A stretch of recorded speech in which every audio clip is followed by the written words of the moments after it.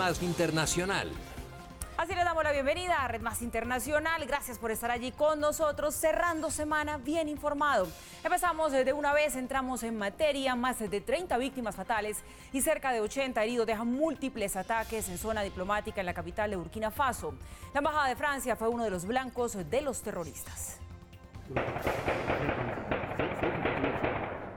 Así amaneció Ouagadougou, la capital de Burkina Faso, tras ser blanco de múltiples ataques terroristas. Uno de ellos a las afueras de la embajada de Francia. Un coup de feu retentisse à l'entrée de l'ambassade de France à Ouagadougou. Según testigos, 5 hombres fuertemente armados saltaron de una camioneta y con el grito Allahu Akbar, que significa Dios es grande y es utilizado por los yihadistas, antes de perpetrar ataques terroristas, abrieron fuego contra la población civil. Cuando subimos al techo escuchamos disparos de un arma automática muy intenso. Simultáneo, una fuerte explosión se escuchó a las afueras de la embajada de Francia, ubicada en la zona diplomática de Ouagadougou.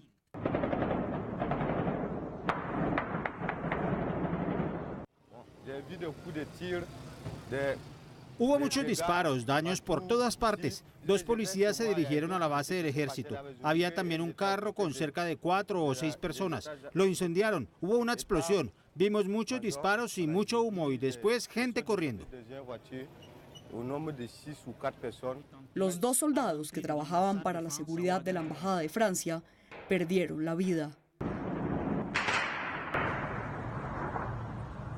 Periodistas que salieron a cubrir los disparos fueron testigos del ataque terrorista. Mi colega y yo vimos a 4 personas intentando entrar a la embajada desde el ala este. Estaban de civiles con una especie de chaleco y una maleta con cuchillos que eran visibles. Así que intentaron, pero no lograron entrar. Así que probaron entrar por el ala oeste. Vimos que incendiaron un carro.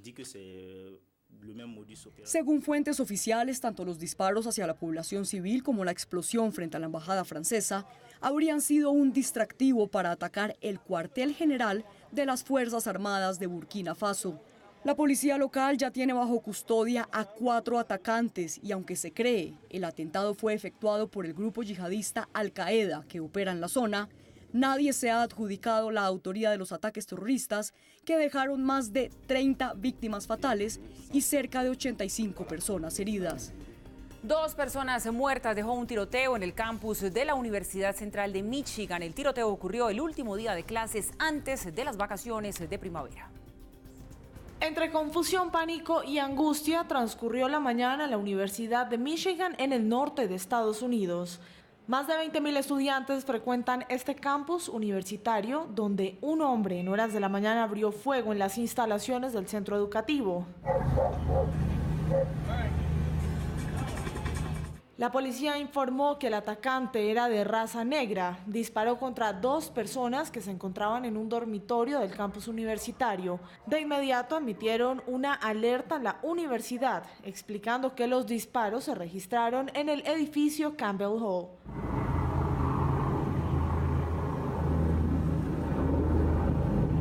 Con el paso de las horas, las autoridades pudieron establecer que el atacante era este joven de 19 años, de aproximadamente 1,79 m de estatura, que vestía pantalones amarillos y un saco de sudadera con capucha azul. De inmediato pidieron a los alumnos que no salieran de sus casas ni se acercaran al campus. La Universidad Central de Michigan, a través de su cuenta en Twitter, confirmó que las víctimas mortales no eran estudiantes del plantel. Posteriormente se conoció la identidad del atacante, James Eric Davis, quien permanece prófugo de las autoridades. Las autoridades mexicanas ubicaron en un hospital de Cuernavaca al conductor de un lujoso vehículo que se accidentó el pasado 26 de febrero en este país y que provocó la muerte de 2 colombianas. Como Dayana Sánchez García con 22 años y Tatiana García Guzmán con 29, fueron identificadas las 2 colombianas que iban a bordo de este automóvil rojo que ardió en llamas luego de estrellarse contra un muro de contención y un autobús en la autopista del Sol, en el tramo Cuernavaca-Chilpancingo el pasado 26 de febrero. Según testigos, las colombianas iban acompañadas por un hombre quien conducía el vehículo y fue auxiliado por personas que iban a bordo de otro automotor dejando abandonadas a las jóvenes. Minutos después, varias personas llegaron al sitio para auxiliar a las 2 mujeres. Ya está llegando. llegando la ambulancia. Por favor, ayúdenme. ¿Cuántos años tienes? 29. Ante la aparente tardanza de los organismos de emergencia, algunos ciudadanos intentaban tranquilizarlas. Vas a estar bien, tranquila, vas a estar bien. Todo va a estar bien, no te preocupes. Dayana falleció el 1 de marzo, mientras que Tatiana murió un día antes. Ambas sufrieron quemaduras en el 90% de sus cuerpos. Inicialmente la Fiscalía del Estado Guerrero informó que las placas del vehículo accidentado coincidían con las de un carro que figuraba a nombre de Alberto Senties Palacios, conocido como Lord Ferrari por este video que se hizo viral en 2016, en el que sus escoltas agredieron a otra persona. Sin embargo, algunos medios mexicanos establecieron que Senties había vendido el automóvil a un ciudadano de República Dominicana y que este a su vez se lo prestó a Iván Borbolla, quien sería el conductor que acompañaba a las colombianas en el momento del incidente. El vocero del Grupo de Coordinación de Guerrero, Roberto Álvarez Heredia, manifestó que Borbolla ya había sido localizado, mientras que los familiares de las jóvenes fallecidas llegaron este 2 de marzo a territorio mexicano para reclamar los restos mortales. Y por supuesto toda la solidaridad con la familia de estas dos colombianas que perdieron la vida en este accidente. Las guerras comerciales son buenas y fáciles de ganar, así lo aseguró el presidente Donald Trump tras su decisión de imponer aranceles aduaneros para el acero y el aluminio. El presidente de Estados Unidos, Donald Trump, está firme en su decisión de imponer aranceles a la importación de acero y aluminio. Una medida que será aprobada de manera formal la próxima semana y que podría afectar a países como Canadá y China, dos de los principales exportadores con acceso al mercado de Estados Unidos.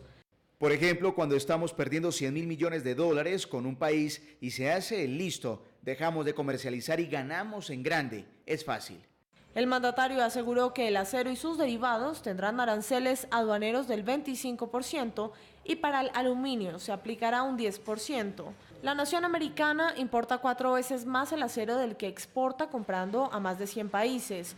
Actualmente Estados Unidos importa 20 millones de toneladas de acero al año por la suma de $24.000 millones, lo que lo convierte en el mayor importador del mundo. Nuestras industrias de acero y aluminio y muchas otras han sido diezmadas durante décadas por el comercio injusto y la mala política con países del mundo. No podemos permitir que se sigan aprovechando de nuestro país o nuestras empresas. Queremos libre, justo e inteligente comercio.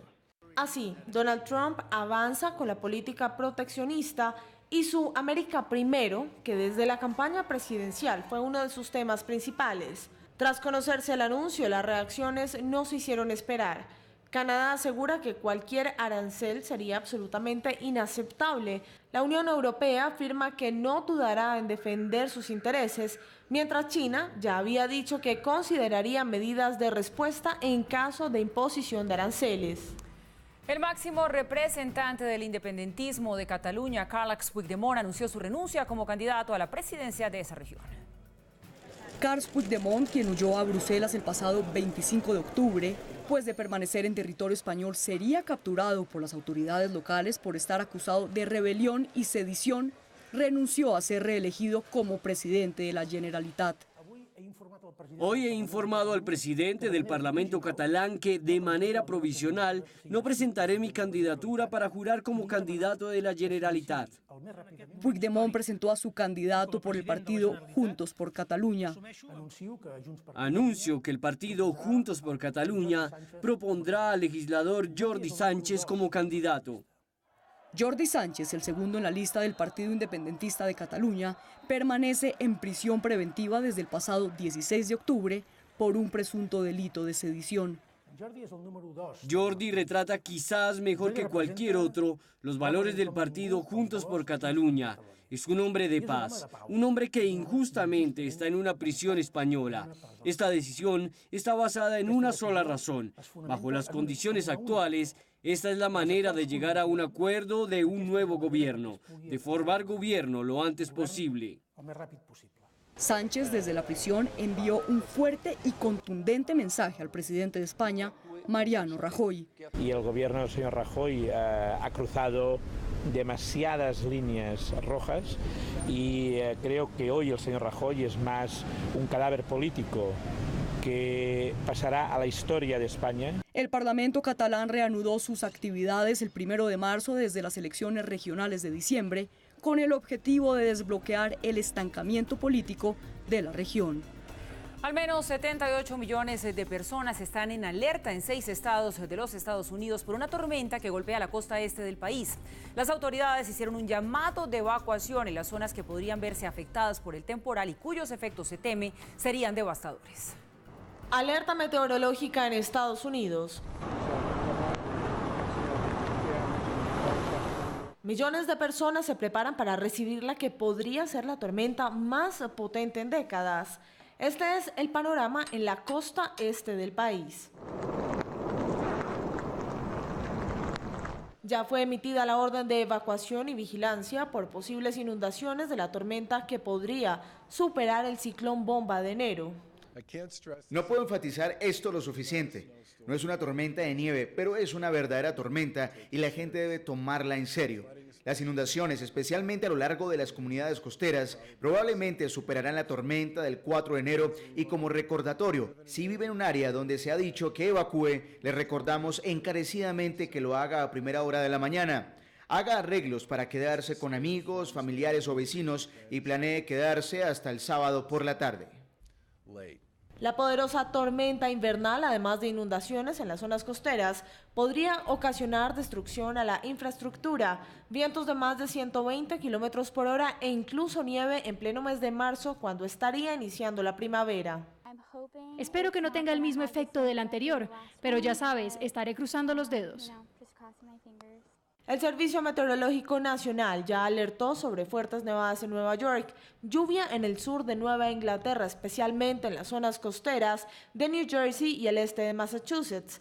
Más de 2.700 vuelos han sido cancelados y 700 han tenido atrasos en esta zona del país. En Virginia, 200.000 personas están sin servicio de luz y más de 60.000 en el área metropolitana de Boston. 4 personas perdieron la vida y una más se encuentra desaparecida tras una avalancha en los Alpes franceses.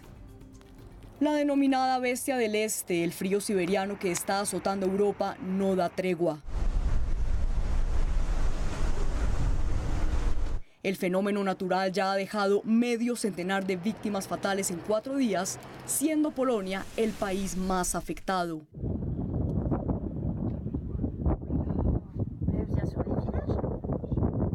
Una avalancha acabó con la vida de 5 personas en Entrauns, una estación de esquí cerca de Niza, a tan solo 20 kilómetros de la frontera con Italia. Helicópteros llegaron al lugar de los hechos para sobrevolar la zona e intentar localizar a las personas afectadas. 5 personas perdieron la vida, una más resultó herida y todavía las autoridades están en la búsqueda de un desaparecido. El pasado 19 de febrero, un hombre de 44 años y su hija de 11 murieron al ser arrastrados por un alud de nieve, producto de la bestia del este. Momento para hacer una pausa. Al regresar hablamos de Venezuela, de la situación de Leopoldo López y también de cómo avanzan las elecciones presidenciales en este país. Esto en minutos, ya volvemos.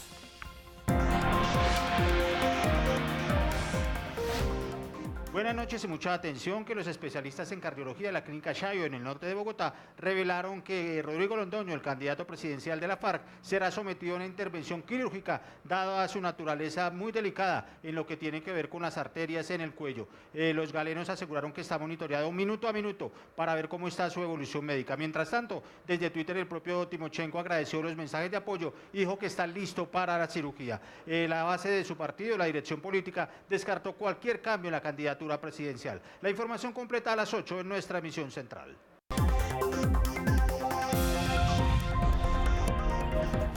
Regresamos Venezuela, nuestro tema ahora. Los abogados del líder opositor Leopoldo López denunciaron ante la Comisión Interamericana de Derechos Humanos la irrupción de agentes del Servicio de Inteligencia Chavista a su vivienda. El defensor de Leopoldo López denunció irregularidades en la custodia que debe ofrecerle el Servicio Bolivariano de Inteligencia SEBIN a su cliente. No solo existe la presencia de funcionarios policiales sin consentimiento de la familia y sin orden judicial, violentando de forma abrupta derechos fundamentales del núcleo de la familia, sino también se prohíbe el acceso a los abogados. Hace un instante estaba en las puertas de la residencia del señor Leopoldo López y no se permitió mi entrada. Dijo que los más perjudicados son los hijos del dirigente político. Basta pensar por un instante que unos niños de esa edad tengan que convivir con la presión de sujetos con armas de fuego largas.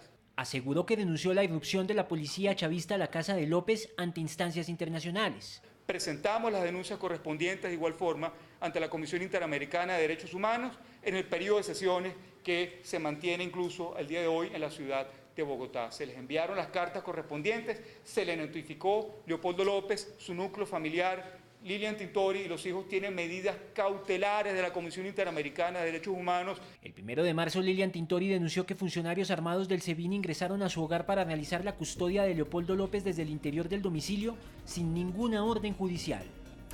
Y entre tanto, los candidatos a la presidencia de Venezuela firmaron un acuerdo de condiciones electorales para los comicios del 20 de mayo. El candidato presidente Nicolás Maduro aseguró que su país ofrece las mejores garantías electorales del mundo y volvió a atacar a Colombia. En un acto realizado en la sede del Consejo Nacional Electoral, los candidatos Henry Falcón, Javier Bertucci y Nicolás Maduro firmaron un acuerdo de garantías para los comicios del 20 de mayo. Pese a los cuestionamientos de la comunidad internacional, el mandatario defendió a las autoridades electorales. Las garantías que se dan en Venezuela no existen en ningún lugar del mundo. Ahorita hay elecciones presidenciales en Colombia. No tienen una sola garantía los candidatos presidenciales de Colombia, ni una. También reprobó la injerencia de algunos de sus homólogos de Latinoamérica. No lo acepto, lo repudio, lo rechazo. Me da asco la forma de actuar de manera subordinada al imperialismo de Juan Manuel Santos y de Pedro Pablo Ecosio. Afortunadamente en Venezuela tenemos una democracia bonita, sólida, y el 20 de mayo tenemos cita con las elecciones y el pueblo venezolano va a tener una gran fiesta. Por su parte, el disidente chavista Henry Falcón pidió al gobierno defender las garantías acordadas. Estamos acá porque queremos y deseamos que se juegue limpio y que podamos de verdad respetar la voluntad de la mayoría de los venezolanos que reclaman un cambio pacífico en Venezuela. Entre tanto, la Mesa de Unidad Democrática MUD dejó clara su postura. Es importante que lo sepa el mundo. La Unidad Democrática, la alternativa, no tiene candidato inscrito en el proceso electoral. Este 2 de marzo finalizaba el plazo para la inscripción de candidatos presidenciales a los comicios del 20 de mayo, en los que además de jefe de Estado, los venezolanos elegirán consejos legislativos y municipales. Seguimos en la región. La expresidenta de Argentina, Cristina Fernández de Kirchner, será enjuiciada por presunta asociación ilícita. El juez Julián Ercolini decidió elevar a juicio oral una investigación en la que Cristina Fernández es acusada de asociación ilícita y fraude en obra pública durante su mandato. La actual senadora es señalada como responsable del presunto direccionamiento de contratos a favor del Grupo Austral durante los gobiernos de ella y su esposo Néstor Kirchner. Con esa conducta, los Kirchner habrían violado su deber de administrar y cuidar fielmente los bienes del Estado Nacional que estaban bajo su responsabilidad. La investigación también apunta a la creación de un plan para el manejo fraudulento de fondos estatales en favor de las empresas de Lázaro Báez, que resultaron adjudicatarias de la mayor parte de las obras viales licitadas durante los 12 años en que se extendieron los gobiernos kirchneristas. Este sería el primer juicio que Fernández de Kirchner tendría que enfrentar por delitos relacionados con corrupción, ya que la justicia argentina también la investiga por casos como el encubrimiento de terroristas responsables del atentado contra la mutual israelita AMIA en 1994. Veíamos ahí lo relacionado con la expresidenta de Argentina, Cristina Fernández de Kirchner, que no ha tenido un comienzo de año fácil, como tampoco fue el final del año pasado. Y el cerebro de la banda, que habría ocultado cerca de 400 kilos de cocaína en la embajada rusa en Buenos Aires, fue capturado. El ciudadano ruso Andrei Kovalchuk, conocido como el señor K, fue detenido en Alemania, según informaron los medios argentinos. La captura se produjo después de que las autoridades del país suramericano encontraron varias maletas llenas de cocaína en la sede diplomática. El gobierno de Mauricio Macri había informado inicialmente que la droga podría haber llegado procedente de países como Colombia y Perú. La Comisión Interamericana de Derechos Humanos calificó como una cachetada a las víctimas el indulto otorgado al expresidente de Perú, Alberto Fujimori. La comisionada relatora de los derechos de las mujeres de la Comisión Interamericana de Derechos Humanos le dio un duro calificativo al indulto humanitario que el gobierno peruano le otorgó el 24 de diciembre del año pasado al expresidente de ese país, Alberto Fujimori. Es una cachetada, completamente una cachetada por el Estado en esa decisión. También pidió respeto por las víctimas de las matanzas de Barrios Altos y La Cantuta, en las que el ejército peruano asesinó a 16 personas y por las cuales Fujimori había sido condenado. Se debe demostrar un respeto por el sufrimiento de las víctimas y de las familias que han sufrido estas consecuencias, porque toda la sociedad, yo creo, pierde cuando no hay respeto por la dignidad de aquellos que han sufrido. Así concluyó el periodo número 167 de sesiones de la Comisión Interamericana de Derechos Humanos en Bogotá, en el que esa entidad también trató otras problemáticas en Latinoamérica, entre ellas la crisis humanitaria en Venezuela. El órgano adscrito a la Organización de Estados Americanos, OEA, le pidió al régimen de Nicolás Maduro que acepte la ayuda ofrecida por la comunidad internacional para mitigar la falta de alimentos y medicinas en el país suramericano. Nueva pausa hacemos a esta hora. En minutos regresamos. Sigan con nosotros. Esto es Red Más Internacional.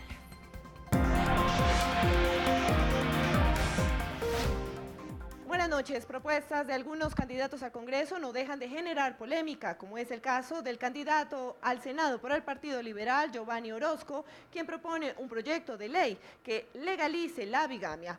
Esta iniciativa se une a la de hace unos días de Cristian Garcés, del Partido Centro Democrático, quien propone que los ciudadanos puedan armarse en su legítima defensa sin ser judicializados. La ampliación de esta noticia en nuestra emisión central de las 8 de la noche. Y regresa al top 5 de nuestra cadena aliada en México 1 TV. En esta ocasión hablamos del Photoshop, más puntualmente de las celebridades que abusan de esta herramienta. A pesar de tener rostros hermosos y cuerpos perfectos, a muchos artistas les gusta abusar del Photoshop. Por eso, en Top 5 te decimos que famosos abusan de los retoques fotográficos. Mariah Carey. Le dicen la reina del Photoshop, ya que se caracteriza por quitarse algunos kilos en sus fotografías. Se le ha cuestionado varias veces y ella lo niega rotundamente. Britney Spears. Desde hace muchos años, la cantante utiliza estos retoques en sus fotografías y nunca le ha dado pena aceptarlo, ya que ella misma ha publicado imágenes de su antes y después. Madonna, la reina del pop, mejora sus fotos para campañas publicitarias, promos e incluso para las fotos que publica en sus redes sociales, aunque esto no lo justifica y su cambio es espectacular. Justin Bieber, el cantante causó muchas burlas tras publicar unas fotos para una campaña de ropa interior, en donde luce marcado y musculoso, cuando definitivamente en la vida real no está así. Luis Miguel, el Sol de México, fue recientemente criticado tras publicar unas fotografías donde se le ve flaco y esbelto, a pesar de que sus fans saben que tiene unos kilitos de más. No cabe duda que estos famosos no se conforman con su belleza y siempre quieren verse mejor. 1tv.com.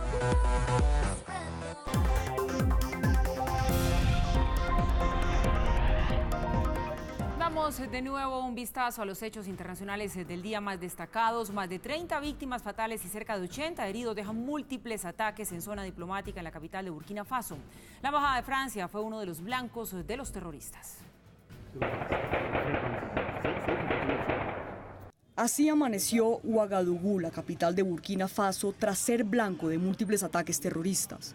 Uno de ellos a las afueras de la embajada de Francia. Un coup de feu retentissent à l'entrée de l'ambassade de France à Ouagadougou.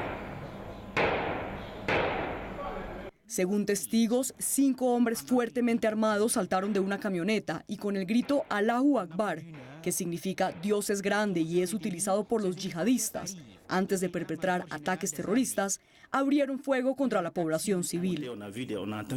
Cuando subimos al techo escuchamos disparos de un arma automática muy intenso. Simultáneo, una fuerte explosión se escuchó a las afueras de la embajada de Francia, ubicada en la zona diplomática de Ouagadougou.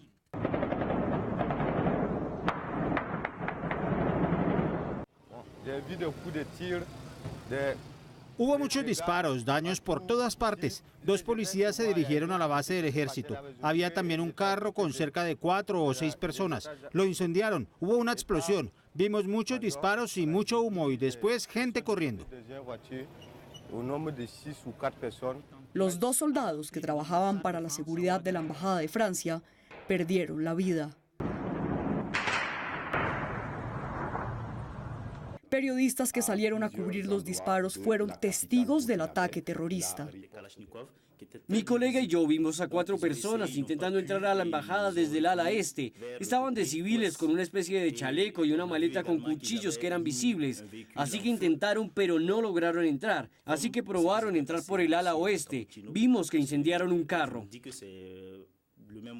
Según fuentes oficiales, tanto los disparos hacia la población civil como la explosión frente a la embajada francesa habrían sido un distractivo para atacar el cuartel general de las Fuerzas Armadas de Burkina Faso.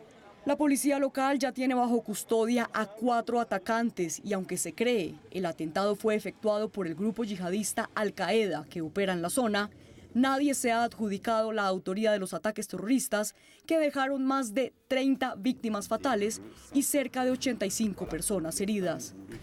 Y 2 personas muertas dejó un tiroteo en el campus de la Universidad Central de Michigan. El tiroteo ocurrió el último día de clases antes de las vacaciones de primavera. Entre confusión, pánico y angustia transcurrió la mañana en la Universidad de Michigan en el norte de Estados Unidos. Más de 20.000 estudiantes frecuentan este campus universitario donde un hombre en horas de la mañana abrió fuego en las instalaciones del centro educativo. La policía informó que el atacante era de raza negra. Disparó contra 2 personas que se encontraban en un dormitorio del campus universitario. De inmediato emitieron una alerta en la universidad, explicando que los disparos se registraron en el edificio Campbell Hall.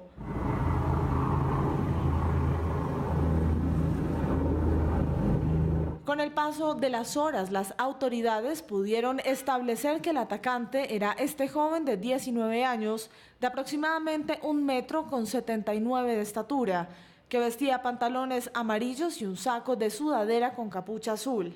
De inmediato pidieron a los alumnos que no salieran de sus casas ni se acercaran al campus.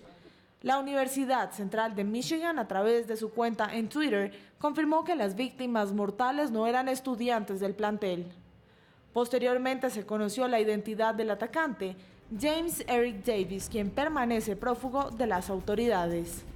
Las guerras comerciales son buenas y fáciles de ganar, así lo aseguró el presidente Donald Trump tras su decisión de imponer aranceles aduaneros para el acero y el aluminio. El presidente de Estados Unidos, Donald Trump, está firme en su decisión de imponer aranceles a la importación de acero y aluminio, una medida que será aprobada de manera formal la próxima semana y que podría afectar a países como Canadá y China, 2 de los principales exportadores con acceso al mercado de Estados Unidos.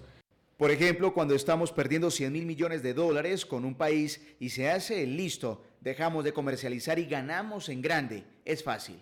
El mandatario aseguró que el acero y sus derivados tendrán aranceles aduaneros del 25% y para el aluminio se aplicará un 10%. La nación americana importa 4 veces más el acero del que exporta, comprando a más de 100 países. Actualmente Estados Unidos importa 20 millones de toneladas de acero al año por la suma de $24.000 millones, lo que lo convierte en el mayor importador del mundo. Nuestras industrias de acero y aluminio y muchas otras han sido diezmadas durante décadas por el comercio injusto y la mala política con países del mundo. No podemos permitir que se sigan aprovechando de nuestro país o nuestras empresas. Queremos libre, justo e inteligente comercio. Así, Donald Trump avanza con la política proteccionista y su América Primero, que desde la campaña presidencial fue uno de sus temas principales. Tras conocerse el anuncio, las reacciones no se hicieron esperar. Canadá asegura que cualquier arancel sería absolutamente inaceptable.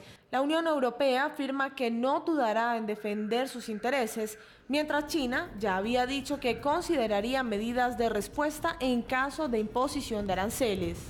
Al menos 78 millones de personas están en alerta en 6 estados de los Estados Unidos por una tormenta que golpea la costa este del país.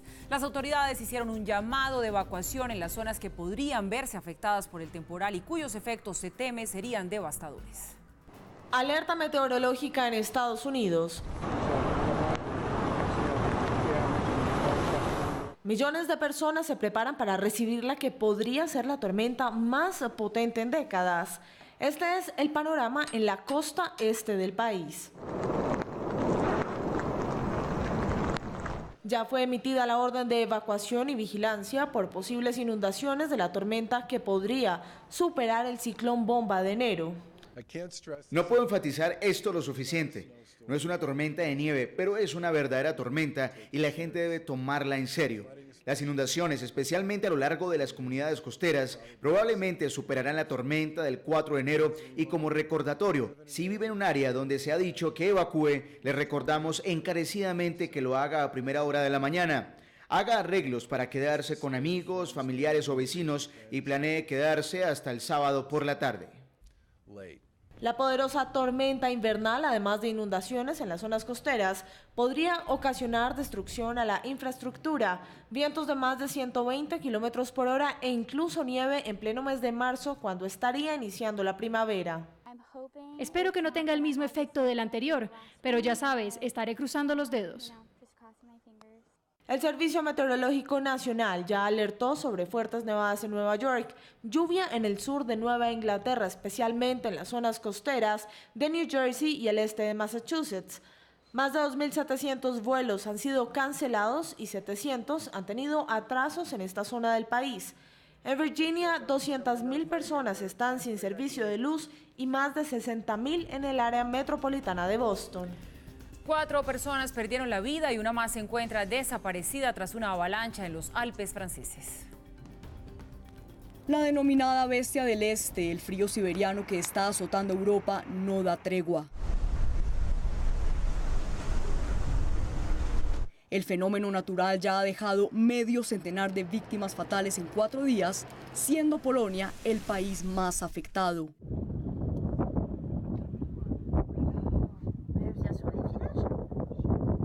Una avalancha acabó con la vida de 5 personas en Entrauns, una estación de esquí cerca de Niza, a tan solo 20 kilómetros de la frontera con Italia. Helicópteros llegaron al lugar de los hechos para sobrevolar la zona e intentar localizar a las personas afectadas.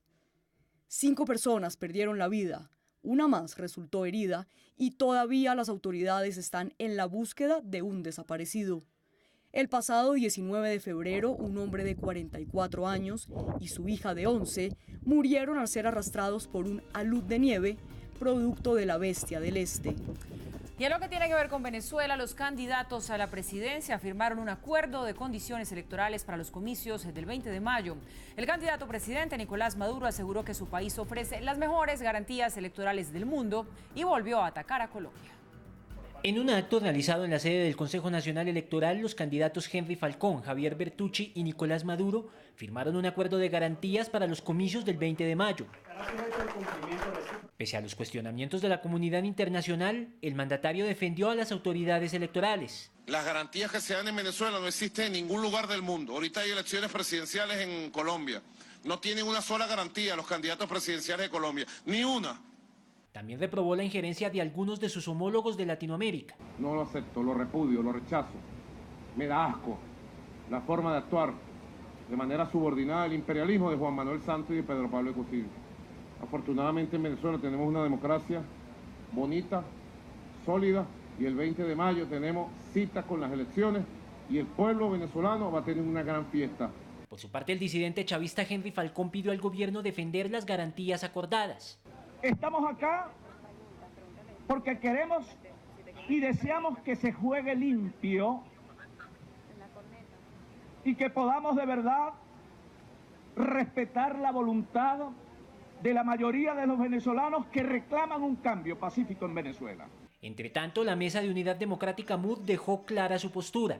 Es importante que lo sepa el mundo. La Unidad Democrática, la alternativa, no tiene candidato inscrito en el proceso electoral. Este 2 de marzo finalizaba el plazo para la inscripción de candidatos presidenciales a los comicios del 20 de mayo, en los que además de jefe de Estado, los venezolanos elegirán consejos legislativos y municipales. La expresidenta de Argentina, Cristina Fernández de Kirchner, será enjuiciada por presunta asociación ilícita. El juez Julián Ercolini decidió elevar a juicio oral una investigación en la que Cristina Fernández es acusada de asociación ilícita y fraude en obra pública durante su mandato. La actual senadora es señalada como responsable del presunto direccionamiento de contratos a favor del Grupo Austral durante los gobiernos de ella y su esposo Néstor Kirchner. Con esa conducta, los Kirchner habrían violado su deber de administrar y cuidar fielmente los bienes del Estado Nacional que estaban bajo su responsabilidad. La investigación también apunta a la creación de un plan para el manejo fraudulento de fondos estatales en favor de las empresas de Lázaro Báez, que resultaron adjudicatarias de la mayor parte de las obras viales licitadas durante los 12 años en que se extendieron los gobiernos kirchneristas. Este sería el primer juicio que Fernández de Kirchner tendría que enfrentar por delitos relacionados con corrupción, ya que la justicia argentina también le investiga por casos como el encubrimiento de terroristas responsables del atentado contra la mutual israelita AMIA en 1994. Llegamos así al final de esta emisión de Red Más Internacional. A ustedes gracias por estar allí, por decidir informarse con nosotros. Ya viene Camila Sin Filtro. Buenas noches.